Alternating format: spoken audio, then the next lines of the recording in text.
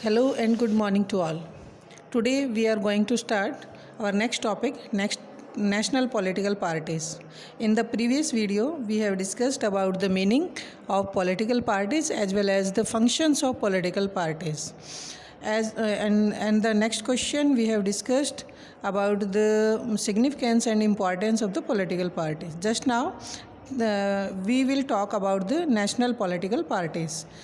किनको political parties कहा जाता है और उनका रजिस्ट्रेशन जब इलेक्शन कमीशन में होता है तभी उनको एक पॉलिटिकल पार्टी का दर्जा दिया जाता है. Democracies that follow a federal system all over the world tend to have two kinds of the political parties. जो डेमोक्रेसी अपने फेडरल सिस्टम को फॉलो करती है उसमें दो तरह की पॉलिटिकल पार्टीज़ का मेंशन किया गया है. The parties that are present in only one of the federal unit. एक तो वो पार्टीज़ जो सिर्फ और सिर्फ एक ही फेडरल यूनिट में काम करती हैं, एक ही उनका इनकी पावर शेयरिंग नहीं होती, सिर्फ और सिर्फ जो टॉप लीडर्स हैं वही काम करते हैं. And the parties that are present in several or the all units of the federations. या फिर वो बताया गया है कि जो अलग अलग यूनिट्स में काम करती हैं वो भी होती हैं. अब एक और हम बात करते हैं कि दो तरह की पार्टीज़ हैं. दो तरह की पार्टीज़ का अगर यहाँ स्पेशली बात की जाए तो यहाँ नेशनल और स्टेट पार्टीज़ की बात की जा रही हैं. जो नेशनल पार्टीज़ हैं वो अलग अलग स्टेट में उनके अलग अलग यूनिट्स या ब्रांचेस बने हुई हैं. और सेकेंडली अगर आप स्टेट की बात करते हो तो स्टेट पार्टीज़ अपनी अपनी स्टेट्स में ही काम करती हैं. जैसा कि इंडिया के अंदर पाया गया है, इंडिया में भी स्टेट और नेशनल पार्टीज़ दोनों तरह की पाई जाती हैं. There are some country wide parties, these are called the national parties. This parties have their units in various states. ये जो पार्टीज़ हैं नेशनल पार्टीज़, उनके अलग अलग स्टेट्स में अलग अलग बहुत सारी यूनिट्स पाई जाती हैं. जैसे कांग्रेस है, बीजेपी है, बीएसपी है. इनके क्या है, ये सिर्फ एक ही स्टेट में नहीं बल्कि डिफरेंट स्टेट्स में, मैनी स्टेट्स में उन्होंने अपने यूनिट्स को ओपन किया हुआ है और वहाँ पर वो काम कर रहे हैं. But by and large all these units follow the same policies, program and strategy that is decided at the national level. ये अलग अलग जो यूनिट्स हैं वो हर जगह पे अपनी सेम प्रोग्राम, सेम स्ट्रेटजी और सेम पॉलिसी को फॉलो करते हैं और ये नेशनल लेवल पे काम करते हैं. और जो नेशनल लेवल जैसे लोकसभा इलेक्शंस होते हैं वहाँ पर इनका ये रूलिंग पार्टी के रूप में काम करते हैं. Every party in the country has to register with the election commission. चाहे कोई भी पार्टी है, चाहे वो स्टेट लेवल की पार्टी है या नेशनल लेवल की पार्टी है, उसका रजिस्ट्रेशन होना ज़रूरी होता है इलेक्शन कमीशन में. अगर इलेक्शन कमीशन में उसका रजिस्ट्रेशन नहीं है तो उसको पार्टी कंसिडर नहीं किया जाता. While the commission treats all parties equally, it offers some special facilities to large and established parties. भले ही कमीशन सभी पार्टीज़ को इक्वल ट्रीट करता है लेकिन उसके बावजूद भी कुछ एक जो बड़ी और जो एस्टेब्लिश्ड जो पॉपुलर पार्टीज़ हैं उन पार्टीज़ को कुछ स्पेशल फैसिलिटीज़ दे दी जाती हैं. कौन देता है? वो इलेक्शन कमीशन ही उनको स्पेशल फैसिलिटी देता है. इन पार्टीज़ को क्या क्या दिया जाता है? एक तो उनको यूनिक सिंबल दे देते हैं, जैसे कि हमारे जो कांग्रेस पार्टी है उसको हाथ का सिंबल दिया हुआ है और only the official candidate of that party can use that election symbol. और उस इलेक्शन सिंबल को कौन यूज़ करते हैं? वो official candidates. Parties that get these privileges and some other special facilities are recognized by the election commission for the purpose, and that's why these parties are called the recognized political parties. ये जो कुछ special अधिकार कुछ parties को दिए जाते हैं उन पार्टीज़ को रिकॉग्नाइज पार्टी कंसिडर किया जाता है. उनको क्या कहते हैं? Recognised political parties. मतलब रिकॉग्नाइज जिनको कुछ स्पेशल फैसिलिटीज़ दी जाती हैं. तो क्वेश्चन क्या बना यहाँ पे? What are recognised political party? जो जिसका आंसर यहाँ ये मार्क किया हुआ है, यहाँ से इसका आंसर और यहाँ तक कंप्लीट हो जाता है. Next one, Election Commission has laid down detailed criteria of the proportion of the votes and seats that a party must get in order to be recognized party. एक recognized party बनने के लिए election commission ने अपना एक criteria बना रखा है. किसका? वोट्स का और सीट का. कि किसने कितने % वोट और कितने % सीट जीते हैं तो उसको कैसे माना जाएगा? उसको मतलब नेशनल पार्टी माना जाएगा या उसको स्टेट पार्टी माना जाए. यही रिकॉग्निशन है. जो रजिस्ट्रेशन होता है या जितनी वो सीट या जितनी वोट जीतते हैं वो पार्टी, उसी के आधार पर उसको रिकॉग्नाइज़ किया जाता है. और रिकॉग्नाइज़ उसको किस लेवल पे होता है? या तो नेशनल लेवल पे या स्टेट लेवल पे. यहाँ पर दो क्वेश्चन और बनते हैं, एक बन रहा है व्हाट इज़ स्टेट पार्टी और सेकंड बन रहा है what is national party. First we will discuss the state party, the party which secure at least 6% of the total vote in the election in legislative assembly of the state as well as wins at least 2 seats in is recognized as a state party। एक कोई भी party, वो party अगर total vote का 6% जीत लेती है, total vote मतलब कहाँ के वोट, वो लेजिस्लेटिव असेंबली स्टेट के अंदर जिसमें सीएम बनते हैं, जिसमें एमएलए बनते हैं, मेंबर ऑफ लेजिस्लेटिव असेंबली, जो विधानसभा के इलेक्शंस होते हैं, उस विधानसभा के इलेक्शंस में अगर कोई भी पार्टी 6% वोट जीत लेती है और साथ ही साथ वो कम से कम 2 सीट जीत लेती है, तो उस पार्टी को स्टेट पार्टी का दर्जा दिया जाता है। अब बात करते हैं हम नेशनल पार्टी की। A party that secure at least 6% of total votes in Lok Sabha election और assembly election in 4 states and wins at least 4 seats in the Lok Sabha is recognised as a national party. अब हम बात करते हैं नेशनल पार्टी की। तो national party में क्या करें, यहाँ पर भी वही है, सेम 6% है, लेकिन इसमें डिफरेंस क्या गया, ये लोकसभा के इलेक्शन है, ये लोकसभा के इलेक्शन और वो क्या थे, वो लेजिस्लेटिव असेंबली के इलेक्शंस थे। तो लोकसभा इलेक्शन में कम से कम 6% उसको वोट सिक्योर करनी होती हैं, और या तो लोकसभा के इलेक्शन में 6% मिले, या फिर 4 स्टेट की जो असेंबली इलेक्शन है, 4 राज्यों के विधानसभा चुनाव के अंदर उसको 6% वोट लेना होगा, या तो लोकसभा में लेना है या 4 स्टेट के असेंबली इलेक्शन में लेना है। साथ ही साथ उसको 4 सीट्स जीतनी होंगी। कितनी? 4। वहाँ पर 2 सीट्स थे, यहाँ 4 सीट्स हैं, वो लोकसभा में जीतनी होंगी, तभी उसको नेशनल पार्टी का रिकॉग्निशन दिया जाएगा। तो ये 3 क्वेश्चंस हमारे यहाँ पे हो गए। नेक्स्ट क्या कह रहे हैं कि जो ये क्लासिफिकेशन क्या है, इसके अकॉर्डिंग 6 नेशनल पार्टी कंसीडर की गई हैं। 6 नेशनल पार्टीज़ के बारे में हम यहाँ डिस्कस करेंगे। तो वो कौन कौन सी हैं, वो 1 बाय 1 डिस्कस हो जाएंगे। यहाँ पर सबसे पहले मैं इनके जो इनकी फाउंडिंग ईयर है, उस फाउंडिंग ईयर के बारे में डिस्कस करेंगे। यहाँ 6 पार्टीज़ हैं, और जो 6 पार्टीज़ हैं, इनमें फर्स्ट हो गया आईएनसी, इंडियन नेशनल कांग्रेस। तो Indian national Congress 19th century की है, मतलब 1885 में सबसे पुरानी पार्टी कौन सी है, वो इंडियन नेशनल कांग्रेस पार्टी 1885 में। अब उसके बाद हम 1 बाय 1 करेंगे। जैसे CPI, communist party of India, ये बनी थी 1925 में।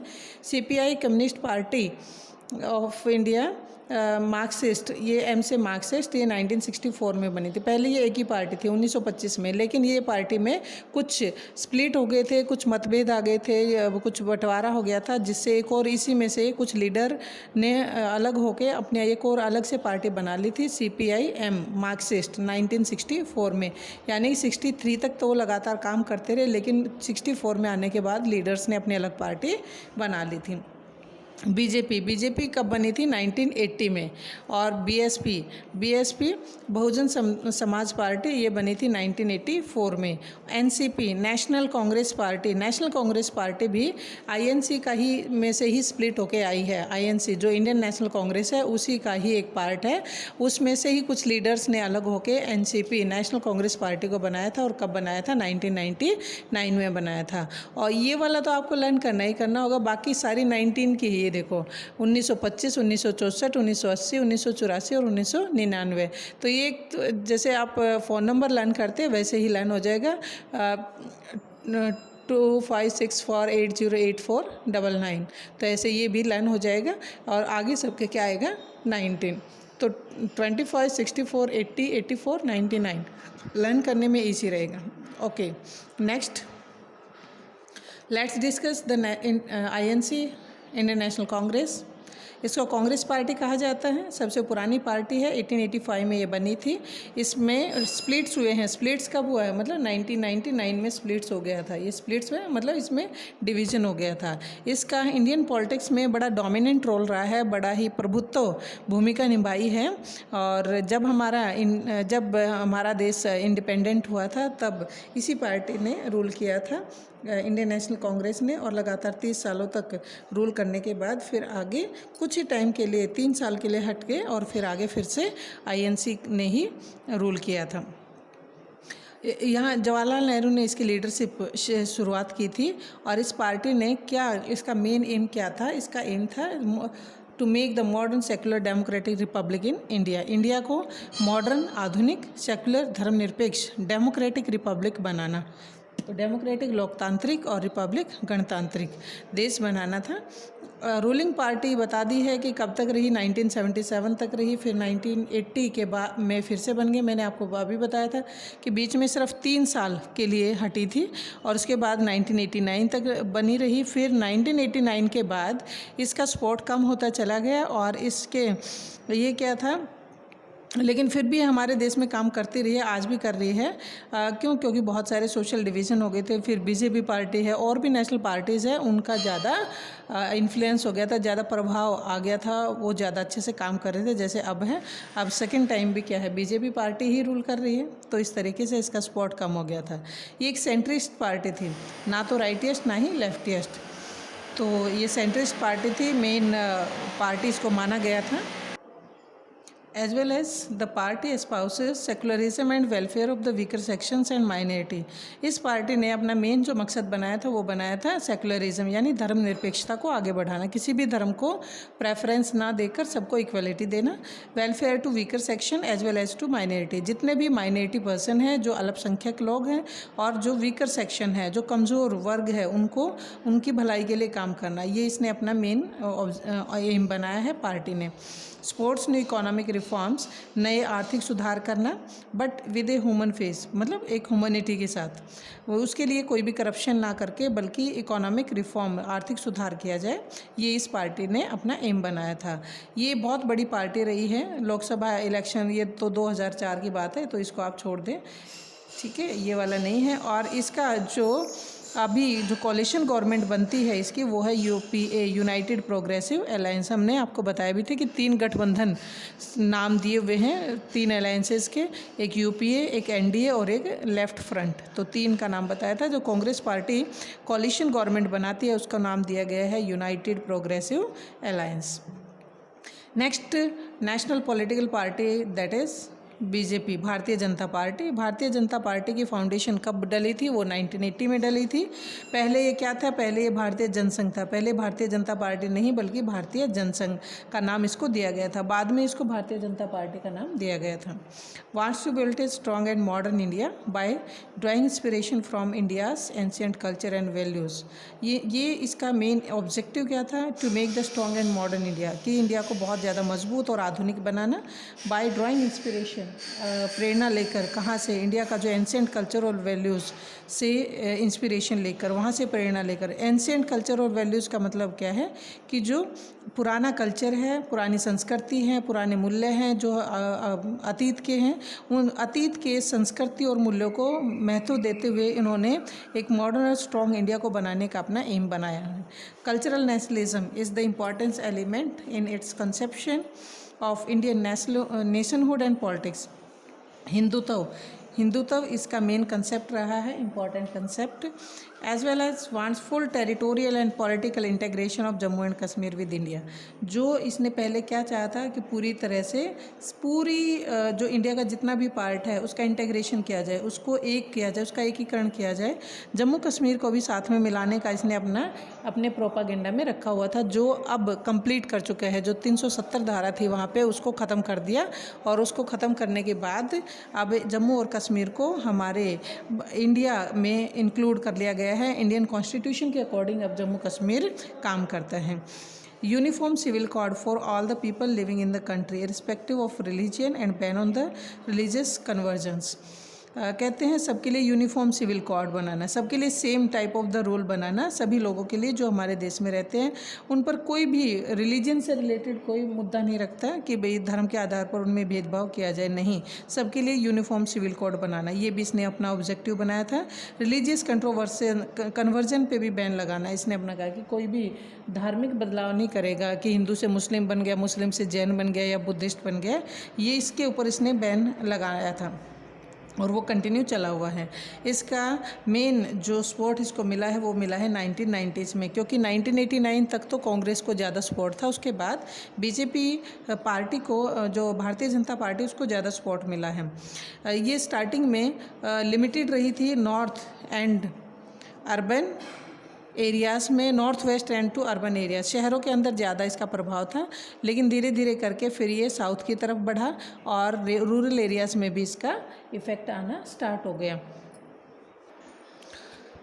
नेक्स्ट वन, पावर में 1998 में आ गए थे और इसके जो अलायंस बनता है वो बनता है एनडीए, नेशनल डेमोक्रेटिक अलायंस। उसके बाद है next party Bahujan Samaj party, ये थर्ड नेशनल पार्टी है। थर्ड नेशनल पार्टी का जो सिंबल है वो है एलिफेंट। 1984 में इसको बनाया गया था। इसके लीडर उस टाइम पे कौन थे? वो थे काशीराम। काशीराम की लीडरशिप में इस पार्टी को बनाया गया था 1984 में। इसका मेन एम क्या था? To seek to represent and secure power for the Bahujan Samaj. Bahujan समाज के लिए, बहुजन समाज में कौन कौन शामिल थे? बहुजन समाज जिसको कहा जाता है उसमें सारे दलित, आदिवासी, ओबीसी और रिलीजियस माइनॉरिटी, यानी कि जितना भी कमज़ोर वर्ग थे, जितने दलित, जितने आदिवासी लोग थे, उन सबको जो है वो उनके वेलफेयर के लिए काम करना, ये बहुजन समाज पार्टी का था कि जो भी लोअर तबके के लोग हैं उन सब के लिए काम करना। Draws inspiration from the ideas and teaching of Sahu Maharaj. इनको कहाँ से इंस्पिरेशन मिली थी, प्रेरणा कहाँ से मिली थी? एक तो कौन थे? वो थे साहू महाराज, सेकंड महात्मा फूले, थर्ड पेरियार रामास्वामी नैय्यर और बाबा साहब अम्बेडकर। ये सभी माइनॉरिटी के लिए काम करने वाले पर्सन थे और उनसे ही इंस्पिरेशन इनको मिली थी काशीराम को। as well as stand for the cause of securing the interest and welfare of the Dalit and oppressed people। इन्होंने जो दलित और oppressed people है, oppressed क्या होता है? दलित या कुचले हुए लोग, जिनको अधिकार नहीं दिए जाते उनको बोलते हैं oppressed people। तो oppressed और दलित लोगों की भलाई के लिए, उनके इंटरेस्ट के लिए इन्होंने काम किया और नेक्स्ट यही अपना ऑब्जेक्टिव बनाया इस पार्टी ने। इसका मेन बेस यूपी में है और साथ ही साथ इसके जो नेबरिंग स्टेट्स है जैसे मध्य प्रदेश, छत्तीसगढ़, उत्तराखंड, दिल्ली, पंजाब, वहाँ पर भी है। और इसने यूपी में कई बार अपने जो है सरकार बनाई है, आज भी बनी हुई है। और ये आगे आगे लोकसभा का ये आपको करना नहीं है, ये इसमें आपको प्रेजेंट की जो सिचुएशन है वो डालनी है। उसके बाद मेनली तो इसमें क्या याद करना है आपको कि इसकी कब फाउंडिंग हुई थी, कौन किसने फाउंड किया था, किसके लिए किया था और इसका मेन एम क्या रहा था और कौन सी स्टेट में ये काम कर रही है। ये 5 चीज़ें आपको हर पार्टी के बारे में लर्न होनी चाहिए। अब हम बात करते हैं कम्युनिस्ट पार्टी ऑफ इंडिया की। कम्युनिस्ट पार्टी ऑफ इंडिया पहले ये मार्क्सिस्ट का दिया हुआ है, वरना पहले कौन सी बनी थी? पहले बनी थी CPI, जो अभी हमने बताई थी कि CPI जो है वो 1925 में बनी थी और CPIM communist party of India Marxist वो बनी थी 1964 में।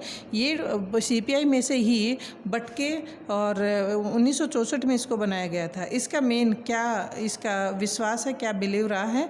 मार्क्सिज्म और लेनिनिज्म में रहा है। मार्क्सिज्म कार्ल मार्क्स की विचारधारा और लेनिनिज्म ये लेनिन की विचारधारा जो है ये अलग, जो दूसरे देशों के, कार्ल मार्क्स जर्मनी से थे। ये जो विचारक थे उन विचारकों की बात पर विश्वास करना, उनके विचारों पर विश्वास करना। Support socialism, secularism, democracy. इस पार्टी ने किसको सपोर्ट किया? सोशलिज्म को, समाजवाद को, सेकुलरिज्म धर्मनिरपेक्षता को, डेमोक्रेसी को, और इसने इंपीरियलिज्म और कम्युनलिज्म का विरोध किया था। अपोज मतलब विरोध करना। इसने इंपीरियलिज्म होता साम्राज्यवादी, अपनी सीमाओं को बढ़ावा देना, और कम्युनलिज्म और सांप्रदायिकता को बढ़ावा देना। इस मतलब 2 चीज़ों का इन्होंने विरोध किया इस पार्टी ने। बाकी इसने सपोर्ट किया था सोशलिज्म, सेकुलरिज्म और डेमोक्रेसी का। Accepts democratic election as a useful and helpful mean for securing the objective of socio economic justice in India. इसने सबसे अच्छा जो साधन माना था वो माना था डेमोक्रेटिक इलेक्शन कि लोकतांत्रिक इलेक्शन, चुनाव करवाए जाएं जिससे सोशियो इकोनॉमिक जस्टिस सभी लोगों को मिल सकती है। ये इसने अपना मेन एम बताया था। Enjoy strong spot in west Bengal. कहाँ पे ज़्यादा काम करती है? वेस्ट बंगाल में, केरला में, त्रिपुरा में। तो यहाँ पर ये ज़्यादा काम करती है और पुअर पर्सन के लिए इन्होंने ज़्यादा काम किया है। कौन कौन से poor person? Workers, farmer, agricultural labour और इंटेलिजेंसिया। जितने भी एजुकेटेड पर्सन हैं सबकी वेलफेयर के लिए काम करना इसने अपना मेन एम बनाया। critical to the new economic policies that allow of the free flow of the foreign capital and goods into the country। इसने उन चीज़ों की आलोचना की जैसे कि फ्री फ्लो, यानी कि जो फॉरेन ट्रेड है, फॉरेन कैपिटल है, उसके ऊपर वो बिना किसी टैक्स के अगर वो हमारे देश में आते हैं, कोई भी सामान आता है तो उस चीज़ का इसने क्रिटिसाइज़ किया। Has been in power in west Bengal without a break for about 30 years. लगातार 30 सालों तक वेस्ट बंगाल में पावर में रही CPI-M, और ये 2004 का दिया हुआ है। UPA के साथ ही ज़्यादा काम करती है। अब हम बात करते हैं कम्युनिस्ट पार्टी ऑफ इंडिया, जिस पार्टी में से, जिस CPI में से CPI-M बनी थी। ये कब बनी थी? 1925 में। इनके मेन ऑब्जेक्टिव वही है, मार्क्सिज्म, लेनिनिज्म, सेकुलरिज्म और डेमोक्रेसी दोनों में इनमें विश्वास करना। इनके जो सिंबल्स हैं वो भी डिफर हैं। ये सिक्कल और ये प्लांट की फ़ोटो दी हुई है, और पीछे है सिक्कल और हैमर की फ़ोटो थी जो CPI-M की है। दोनों में सिक्कल है, दराती है, और यहाँ प्लांट है, वहाँ पे हैमर, हथौड़ी है। नेक्स्ट है, इसने किस बात का अपोजिशन किया है? ये है सेशनिज़म। सेशनिज़म क्या होता है? अलगाववाद, अलग करना अपने आप को, अलगाववाद। और कम्युनलिज्म का इसने विरोध किया इस पार्टी ने। Parliamentary democracy as means of promoting the interest of working class, same as वही है। इसने पार्लियामेंट्री डेमोक्रेसी, वहाँ पर उन्होंने डेमोक्रेटिक इलेक्शंस को बताया था CPI-M में कि democratic elections are the good means to to improve the interest as well as the welfare of the working class, farmers and the poor, became weak after the split in the party in 1964। और ये 1964 में जब CPI-M इनसे अलग हो गई तो उसके बाद ये पार्टी और ज़्यादा कमज़ोर हो गई थी। Significant presence in Kerala, west Bengal, Punjab, Andhra Pradesh and Tamil Nadu. तो सबसे मेन जो इसका बेस रहा है वो स्टेट्स आपको बता दिए गए हैं, और इसका स्पॉट धीरे धीरे करके कम होता चला गया था। 1.4% वोट और 10 सीट इसने 2004 के इलेक्शंस में, यानी लोकसभा इलेक्शन में लिए थे। और उसके अलावा जो बताया जा रहा है, नेशनल कांग्रेस पार्टी की बात कर रहे हैं। वही बात यहाँ आ जाते ऊपर कि UPA के साथ इन्होंने काम किया है। अभी हम जो बात कर रहे हैं वो है last national political party, that is NCP। NCP कब बनी थी? 1999 में बनी थी। 1999 में कांग्रेस पार्टी से ही ये अलग होकर बनी थी। इसने democracy, Gandhian secularism, equality, social justice और फेडरलिज्म को प्रमोट करने का अपना एम बनाया था। फेडरलिज्म क्या होता है? पावर का डिवीज़न। सोशल जस्टिस, सामाजिक न्याय, सबको एक जैसा न्याय मिले समाज के अंदर। Wants that high offices in government be confined to natural born citizen of the country. और ये चाहती है कि जो यानी कि स्टूडेंट्स को रोज़गार मिले, स्टूडेंट ऐसे हो जो हाई ऑफिसेज़ के लिए लायक हो, यानी कि एक ऐसी एजुकेशन पॉलिसी बने जिस एजुकेशन पॉलिसी में नेचुरल बॉर्न सिटीज़न ऐसे हों जो कि हाई ऑफिसेज़ के लिए काम करें, मतलब कि उनमें क्वालिफ़िकेशंस ज़्यादा हो, एबिलिटी ज़्यादा हो। Major party in Maharashtra and has a significant presence in Meghalaya. अब ये कहते हैं कि महाराष्ट्र की मेजर पार्टी रही है, मेघालय में, मणिपुर में, आसाम में भी इसकी प्रेजेंस है, वहाँ भी ये काम करती है। और जो कोलिशन पार्टनर है, ये कांग्रेस के साथ ये कोलिशन पार्टनर बन जाती है, जो INC है उसके साथ। और 2004 से ये UPA की भी एक मेंबर रही है ये party. Now the next recognition of the parties, that is state parties. तो स्टेट पार्टीज़ तो हर पार्टीज़ की अपनी अपनी जो है, हर स्टेट की अपनी अपनी पार्टीज़ होती हैं। तो कोई फिक्स नहीं कि एक या दो हो, कई पार्टीज़ होती हैं। कह रहे हैं कि भी इलेक्शन कमीशन ने कुछ स्टेट पार्टीज़ को भी रिकॉग्नाइज़ किया हुआ है, और इनको रीजनल पार्टी भी कहा जाता है। अगर आपसे क्वेश्चन पूछा जाए, अगर स्टेट पार्टी वर्ड यूज़ कर लिया, स्टेट या रीजनल, तो ये सेम ही है। कहीं पर अगर रीजनल पार्टी भी पूछा जाता है तो ये स्टेट पार्टी के बारे में ही पूछ रहे हैं। ये जो पार्टीज़ हैं, इनको किसी आइडियोलॉजी आउटलुक की रिक्वायरमेंट नहीं होती है, और ये क्या है कि कुछ स्टेट्स में इजीली मैनर से काम करती हैं या सक्सीडेड मैनर से काम करती हैं, जैसे समाजवादी पार्टी, समता पार्टी या राष्ट्रीय जनता दल। ये जो पार्टीज़ हैं वो नेशनल लेवल के अकॉर्डिंग ही काम कर रही हैं। तो ये स्टेट पार्टीज़, बट काम नेशनल लेवल पे कर रही हैं। कुछ पार्टीज़ को बहुत ज़्यादा एस्टेब्लिशमेंट और पॉपुलैरिटी मिल जाती है। अभी और भी कुछ पार्टीज़ बताई गई है, Biju Janata Dal, Sikkim democratic front, Mizo national front, ये भी कुछ ऐसी ही पार्टी हैं जो जिनकी अपनी स्टेट आइडेंटिटी है। लास्ट 3 डिकेड्स की बात की जा रही है। 3 डिकेड्स मतलब पिछले 30 सालों से, 30 ईयर्स से बात की जा रही है कि the number and the strength of this party has expanded, कि इनकी संख्या बहुत ज़्यादा बढ़ गई है जो स्टेट पार्टीज़ हैं। This made the parliament of India politically more and more diverse, कि इससे क्या होता है कि जो इंडियन पार्लियामेंट है वो और भी ज़्यादा डाइवर्स होती जा रही है, political diverse it can be, and no one national party is able to secure on its on a majority in Lok Sabha. अब ज़्यादा जब रीजनल पार्टीज़ बनेंगी तो उस टाइम पे नेशनल पार्टी की सीट्स कम हो जाती है, तो नेशनल पार्टी मेजॉरिटी लेने में एबल नहीं हो पाती है। तो उसको क्या ज़रूरत पड़ेगी, उसको कोalition की ज़रूरत पड़ती है, उसको गठबंधन सरकार बनानी पड़ती है। As a result the national parties are compelled to form alliances with the state parties. Since 1996, nearly every one of the state party has got an opportunity to be the part of one or the other national level of coalition government. 1996 की अगर बात की जाए तो उस time पे हर एक state party को ये अपॉर्चुनिटी मिल गई थी कि वो coalition गवर्नमेंट में शामिल हो सके। This has contributed to the strengthening of federalism and democracy in our country. इससे देश में मजबूती आती है, देश की जो सरकार है, जो पॉलिटिकल स्टेबिलिटी है वो और ज़्यादा स्ट्रॉन्ग हो जाती है। अभी नेक्स्ट पेज के पे इसके स्टेट पार्टीज़ के जो है वो मैप दिया हुआ है, जो स्टेट वाइज पॉलिटिकल पार्टीज़ के नाम दिए हुए हैं।